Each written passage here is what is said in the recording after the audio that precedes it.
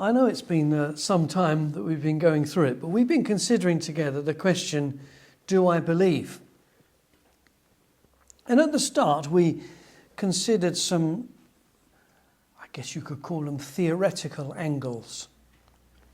We considered what it is we ought to believe. We considered what it means to believe.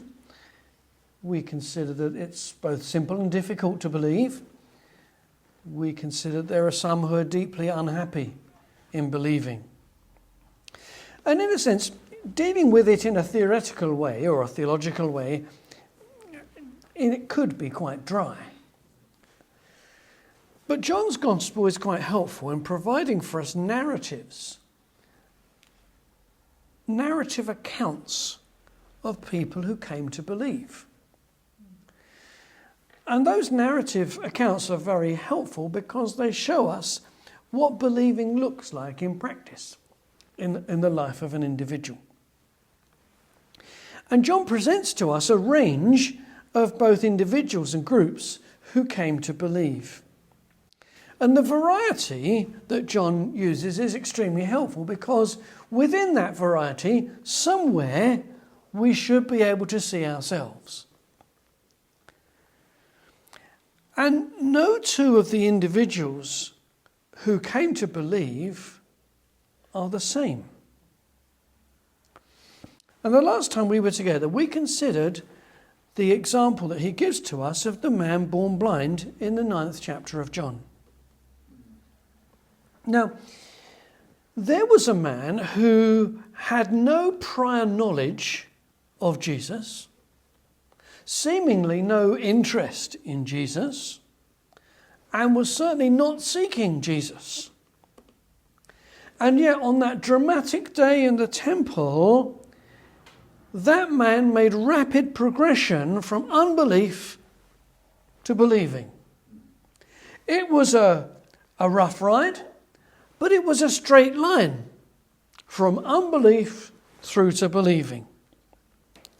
And he came to make that wonderful statement that we considered last time, Lord, I believe. And he worshipped him. Well, not everyone shares that experience. And the second example I want us to consider is someone who makes slower progress and whose progress is not in a straight line. But their progress is undulating, it's up and down. If you like, it's a bit like the Transporter Bridge in Newport. I don't know if you've ever seen it. It's like a big metal structure that goes across the River Usk, and there's a cradle which kind of goes across on rollers from one side to the other, and you drive on one side and you drive off the other side.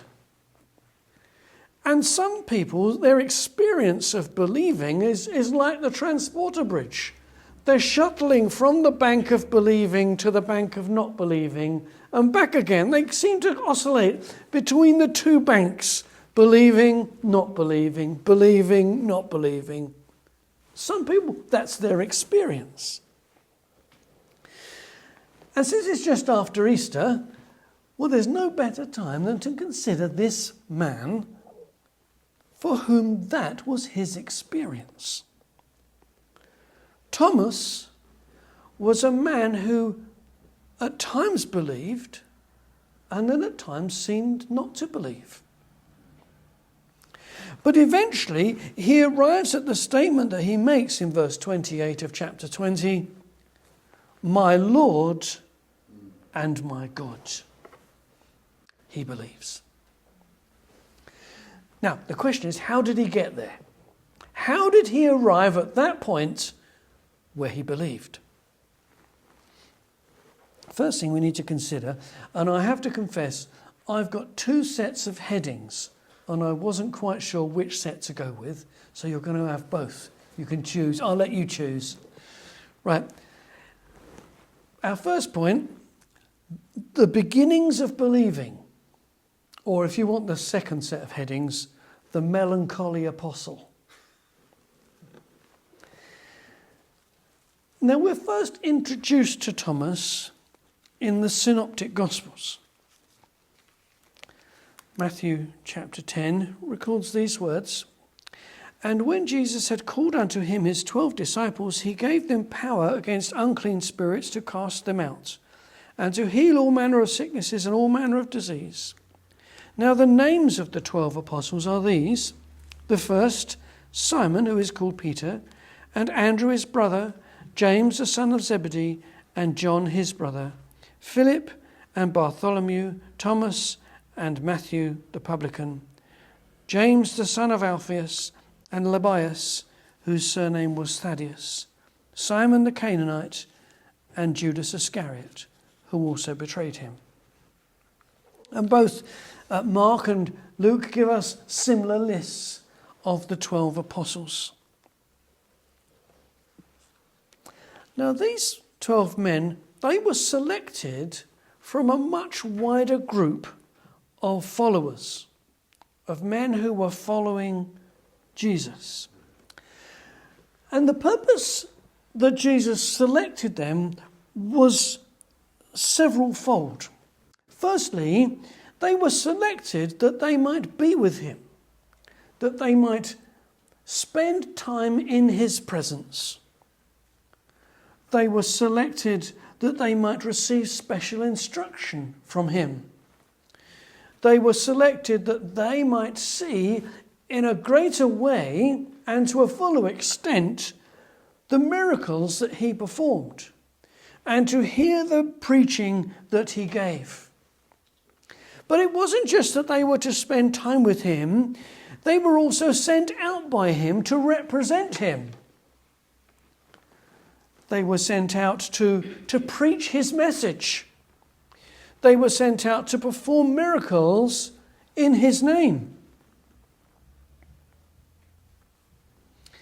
What a great honour that must have been, to have been handpicked by Jesus Christ, the Lord of glory, and to represent him. But Jesus doesn't pick 12 identical men. He doesn't pick a bunch of clones. Jesus picks 12 very different characters. And one of them is Thomas. But the synoptics don't really tell us much about Thomas. All that we really know about him is in John's Gospel. And John first introduces us to him in chapter 11. Chapter 11, verse 16. Then said Thomas, which is called Didymus, unto his fellow disciples. So the first thing we learn is that Thomas was called Didymus, which means twin. So he had a twin brother or a twin sister, we're not told which. But again, doesn't that heighten the privilege that Thomas had? Jesus picked him. Jesus didn't pick his twin. But the background to John 11 and the words that John records that Thomas spoke is actually the end of chapter 8. In chapter 8, Jesus is up in Jerusalem, and the chapter ends with these words. Then took they up stones to cast at him, but Jesus hid himself and went out of the temple, going through the midst of them, and so passed by. The last time Jesus was up in Jerusalem, they had attempted to stone him to death. Mob rule broke out in the temple. And here in chapter 11, Jesus speaks about going into Judea again. And the reason he wanted to go there was because his friend Lazarus was sick. And in fact, he tells them that Lazarus has died. And the disciples, as soon as they hear that Jesus is thinking, oh, we're going to Judea again, they say, Lord, we're not sure that's a good idea. I mean, remember what happened last time? It nearly went seriously wrong. We're really not sure this is the thing to be doing. But on one of the rare occasions that we hear Thomas speak, he speaks up. Speaking to his fellow disciples, he says, "Let us also go, that we may die with him." Now let's learn three things from these words. First of all, Thomas was a man of courage. He was determined to go when the others were somewhat reluctant. These words show a morbidity in his thinking. His reason for going is that he might die. He agrees with the others that this isn't going to end well. So let's go and die. But then, in the kind of context of these gloomy clouds of foreboding that seem to be hovering over his view, these words contain words of great loyalty. It's Jesus. He said, let us also go that we may die with him. Thomas really loved being with Jesus. Jesus motivated him. Jesus inspired him. He really wanted the presence of Jesus. And if the time was the time to die, well, what better than to die with Jesus? Now this really begins to show to us a kind of morbid character that Thomas was. And in a sense, there was no more morbid circumstance than the upper room the night when Jesus was betrayed. And that's the next occasion when we're introduced to Thomas in chapter 14. They're there in the upper room, and Jesus in chapter 13 has told them that he is going away. He is leaving them, and they cannot follow him.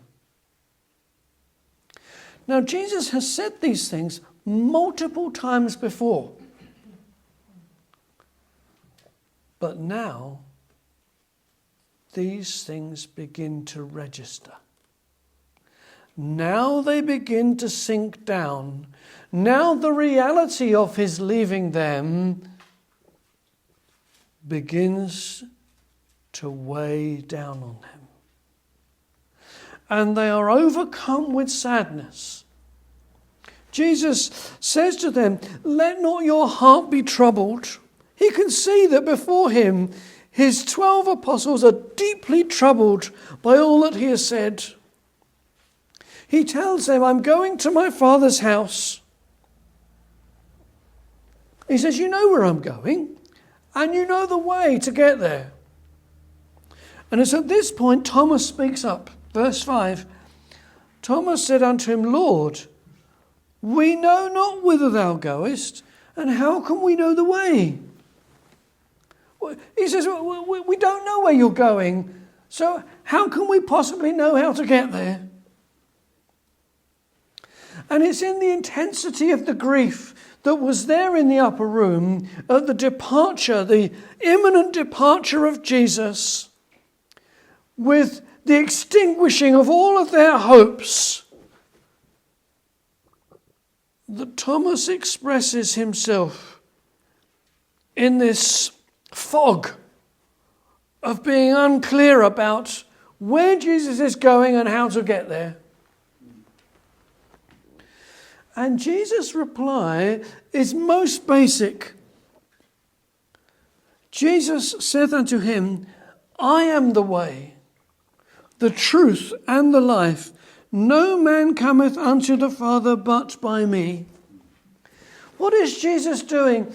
He's bringing Thomas back to the most basic truths. Because in this moment of grief, in this moment of being overcome with sadness, Thomas and his friends, his fellow apostles, they are losing their grip on the basics. And Jesus brings them back to the basics. He is the way. Now, I think we can learn here that character and personality have a large impact on expressions of believing and not believing. And this type of character, this morbid character, is very common. It's common amongst those who believe, and it's common amongst those who don't believe. I mean, one only has to think about John Bunyan's Pilgrim's Progress, where he presents to us Mr. Fearing, interestingly from the town of stupidity. He presents to us Mr. Despondency and his daughter Much Afraid. And there are many who are in this place. For them, the glass is always half empty. For them, they always see the darker side of everything. For them, it's always the worst case scenario that is going to come.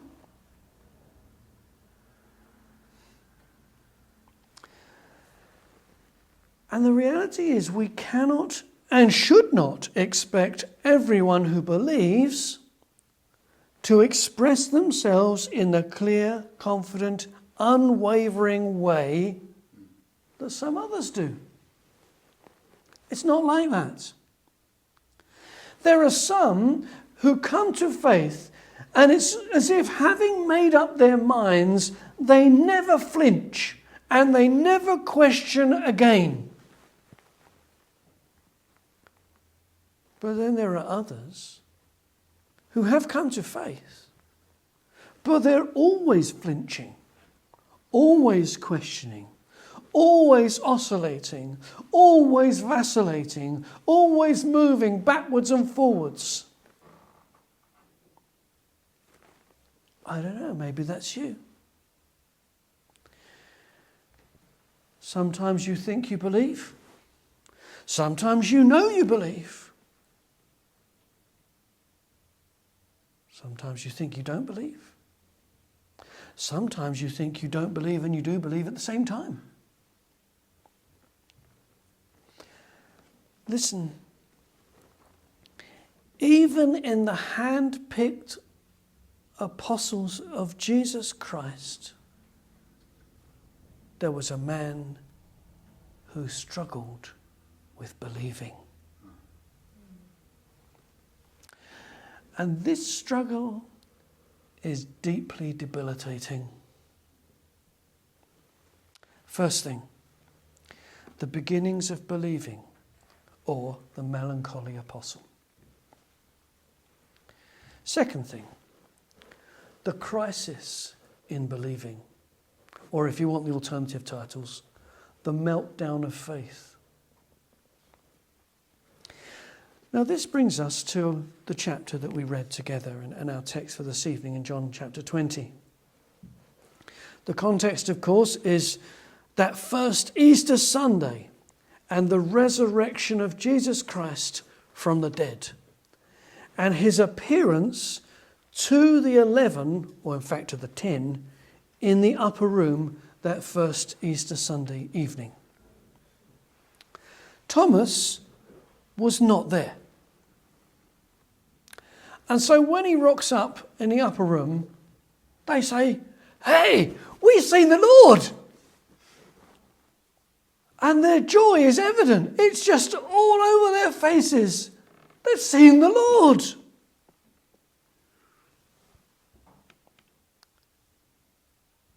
His reaction is ominous. It begins with, "But."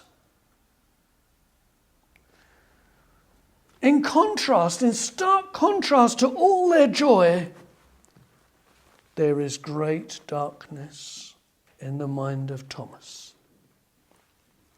Darkness that is ultimately expressed in the words, I will not believe. This is staggering. What a staggering statement. What an amazing stance for an apostle of Jesus Christ.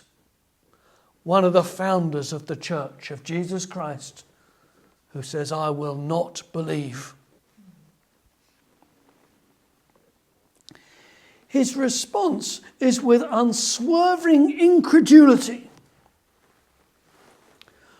What led him to this? What led him to this meltdown, this collapse of his faith? Well, I believe there are several elements. We're not going to cover all of them, but let's have a go at a few of them. First, absence. Absence. He was not there the first time. Maybe he had good reason. But missing the gathering of the people of God, especially in a moment of crisis like this for the apostles, is usually a mistake. And this is a mistake that the melancholy in particular are very prone to fall into. This was a missed opportunity for him to have seen the risen Lord, and it would have scattered his doubt, it would have relieved his gloom. But he wasn't there. Absence. Secondly, the interaction between the events and his personality. In a sense, we shouldn't wonder that he was missing. You know, if the mere prospect of Jesus leaving them had thrown him into deep despondency, can you imagine the terrible effect of the violent, shameful, humiliating public execution of Jesus had on his mind? It was a dreadful shock. I think we need to enter into that to understand him. It was a terrible body blow. He had high hopes of Jesus, and they have been dashed to smithereens.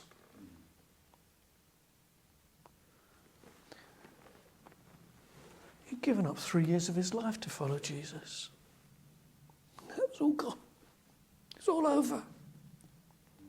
And maybe he just wanted to be alone so he could process this, so he could work it through in his mind. And then when he turns up, well, they're speaking about seeing Jesus, and well, it was just impossible. He couldn't take it in. It was deeply disrespectful to the memory of Jesus.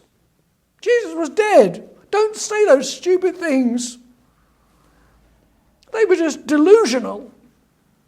This was crass triumphalism, and it was totally inappropriate, and he found it deeply hurtful.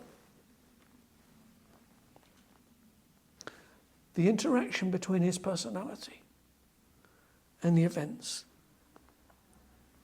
But then notice in his words, his fixation on the physical wounds of Jesus. What does he say?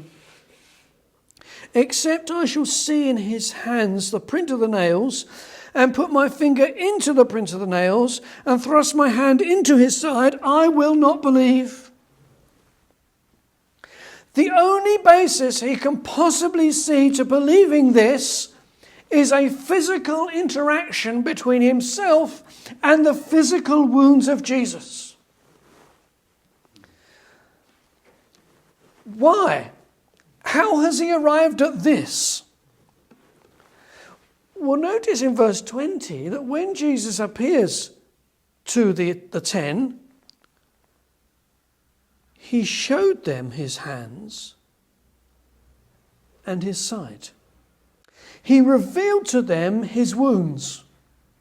There they are. It's me. And Luke's gospel tells us that Jesus invited them to touch him. Handle me and see, for a spirit hath not flesh and bones, as ye see me have. Touch me, go on, hug me.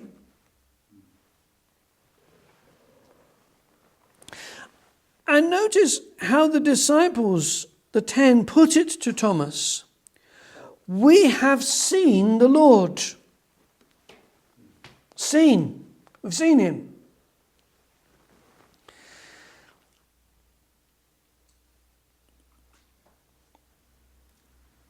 Now, what this does is it puts in Thomas's mind that that's what he needs. I need to see him. I need that visible, tactile evidence. And without it, I won't believe. Thomas, like all sceptical folk, wants to be 100% sure. As they say, he wants all the ducks lined up with no holes in the argument. That's how he wants it. In reality, his mind is set. They are clutching at straws.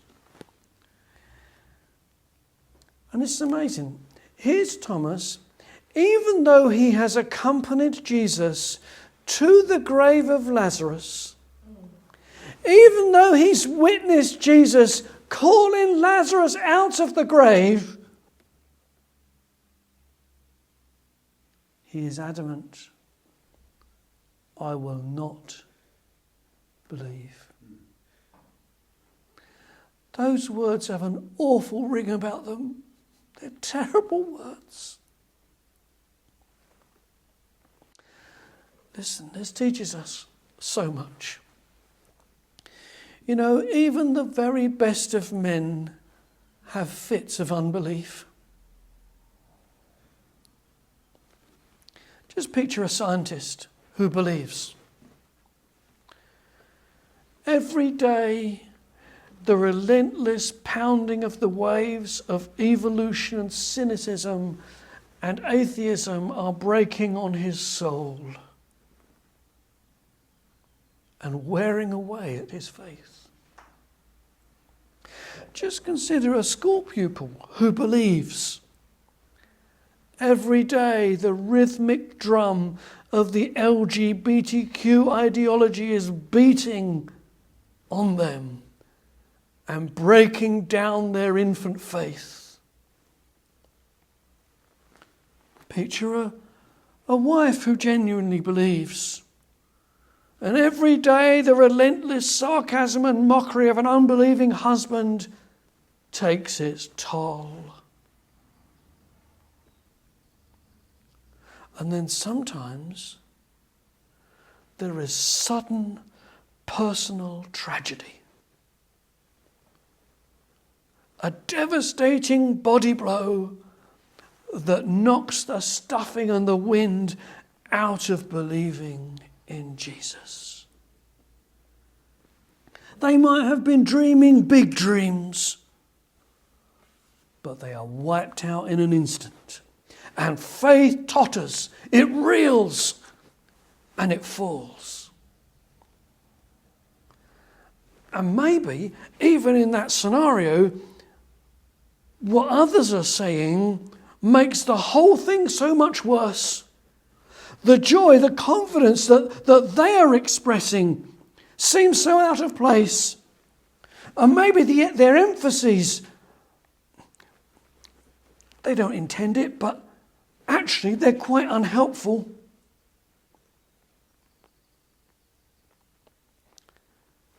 You know, the others, the 10, they have an inexpressible joy. They have an amazement and a wonder And Thomas, what a dreadful week that was. In the cold chill of unbelief, in the darkness, the gloom, and the misery. What a poor man. The crisis in believing, or the meltdown of faith. Thirdly and lastly, the recovery of believing, or the mending of the brokenhearted. 8 days go by. Well, actually, in the way we would count it, 7 days go by, because it's the way of Jewish counting was any part of a day was considered a day. So that meant Sunday through to Sunday was 8 days. Well, in fact, we would call it 7 days. So the next Sunday, Jesus reappears. And this time, Thomas is there. Now, there's an important lesson there. They hadn't fallen out with him, and he hadn't fallen out with them. And sometimes we're too quick to fall out with people.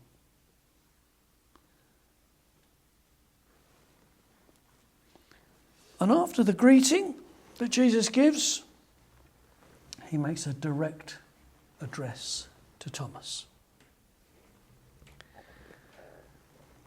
And there is a heartwarming transformation in Thomas that ends with those words, "My Lord and my God." What's the difference? What's made the difference? Well, partly the words of Jesus. The words of Jesus. The greeting. Peace be unto you. Now, Jesus doesn't come into the room and say, "Peace to you 10, but as for him over there in the corner, he can stew in his own juice." No.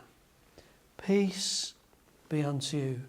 And if we can put it in modern parlance without being considered to be irreverent, this was so Jesus.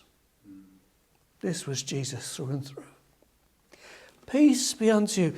3 times in this chapter, peace be unto you. And you know, that must have struck a chord in Thomas's heart. Jesus probably didn't need to say any more. Peace be unto you. But Jesus does say more. And he gives him an invitation. Next thing, the invitation. And it's the directness of Jesus. He turns to Thomas. This is all a little bit awkward. Because Jesus rehearses to Thomas the words of his outburst. This reveals that Jesus knew. Jesus knew how petulant, how sceptical, how embarrassing this was for Thomas. And yet, how impressive too. I mean, who could know except the omniscient? But then, not just Jesus' words, but Jesus' wounds. And it's these that break down the last resistance in Thomas's soul. You see, Thomas's soul had been all over the place. But now his soul is pinned down by the nail prints in Jesus' hands.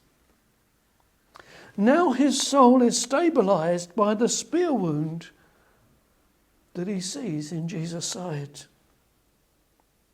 What's happening? Jesus is returning him to first things. The passion, the death, the atonement, the redemption of Jesus Christ on the cross. those are restorative to the soul. Now note, there is no record that Thomas carries out his forensic examination of the wounds of Jesus. In fact, Jesus says to him, Thomas, because thou hast seen me, thou hast believed. Not touched me, seen me. All Thomas needed was to see. But the effectiveness of what he heard and what he saw was this new statement that he makes. This new response. Notice in verse 28 that he addresses Jesus directly. This is not a prayer. Thomas answered and said unto him, and these are most wonderful words, my Lord. Now this was, of course, a common ascription that was given to Jesus. It means master.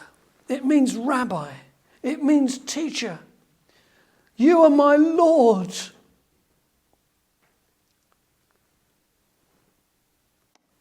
My God. Now this is on a different level. This is on an altogether higher level. And it's at this moment that Thomas comes to see something beyond the perception of even the other apostles.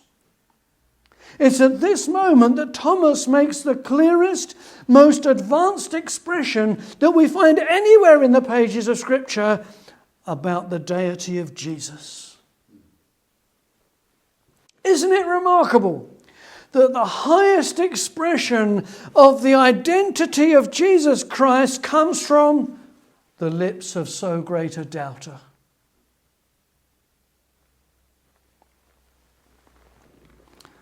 But notice too, my Lord, my God. Thomas's statement is deeply personal. His confidence in Jesus is deeply personal. His doubts are scattered. His self-will is overcome. He is brought as an adoring worshipper to Jesus. And he's fully part of this apostolic group. Tradition has that he went from here to India and he died as a martyr in Chennai, in southern India. There are many lessons here, many. Here's a few. Maybe tonight your soul is in turmoil. It's churning like a washing machine. Believing and unbelieving, it's all churning round in your soul. Listen. When you hear the voice of Jesus in your soul, it's a voice you will recognise. And it's a voice that will speak peace to you. Peace. Peace be unto you. Now you might think, yeah, but Jesus must be so ashamed of me and my doubts. Listen, Jesus is the Good Shepherd. And the Good Shepherd cares for the weakest of the sheep and the most doubtful. He cares for you. Notice too, Jesus knows. He knows what we've said. He knows what we haven't said. He knows our unbelieving.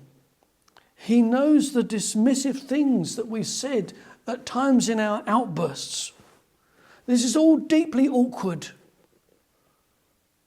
But it doesn't drive Jesus away from us. And maybe tonight you feel that your soul is wobbling.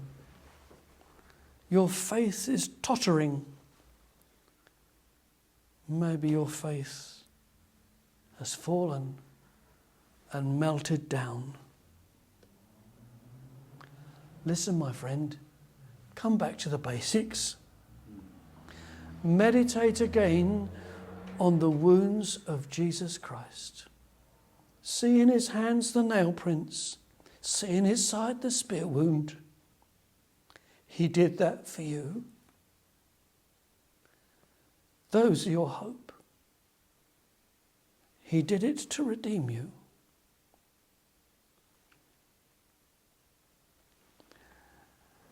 Listen, if you're a true believer, but somehow you've wandered off, somehow believing has become compromised, ask him to restore you. And the next time we celebrate the Lord's Supper here, take the elements and focus on the wounds of Jesus. But maybe you're saying to yourself, well, yeah, but Jesus must be finished with somebody like me. I've been such a failure, such a letdown, such an embarrassment to him. Jesus can't have time for somebody like me. Listen, my friends, if Jesus could restore Thomas to new heights, if Jesus could take such a morbid and depressive man as William Cooper and could bring him to a place where he expresses such amazing things as these: ere since by faith I saw the stream thy flowing wound supply, redeeming love has been my theme, and shall be till I die. Then in a nobler, sweeter song, I'll sing thy power to save, when this poor lisping, stammering tongue lies silent in the grave. Here's a depressive man. If God can take a depressive man like him, who's full of doubts, and cause such sweet words to come from him, he can do the same for you. You know, Jesus can cause you to grasp and express things that even elders and ministers and deacons have never grasped and never expressed. Jesus can do that for you. But we need to know too that true believing is deeply personal. There has to be this my element to it. The Lord is my shepherd, I shall not want. The Lord is my light and my salvation. My Lord, my God. Tell me, is he your Lord? Have you knelt before him and handed yourself over to him and said, Lord, you are my master, I am your servant. But more than that, have you said to him, you are my Saviour and my God. I worship you. I devote myself to you. But more than that, have you seen him as the husband of your soul and embraced him and said, you are mine. Mine. Is that your confession? But notice how this passage ends. Because this passage doesn't end with Thomas. It ends with you and me. What does Jesus say? Thomas, because thou hast seen me, thou hast believed. Blessed are they that have not seen and yet have believed. There's a very specific lesson here for us. We don't need to see him. But there is a blessedness and a happiness that cannot be experienced anywhere else except in believing. And even believing without seeing.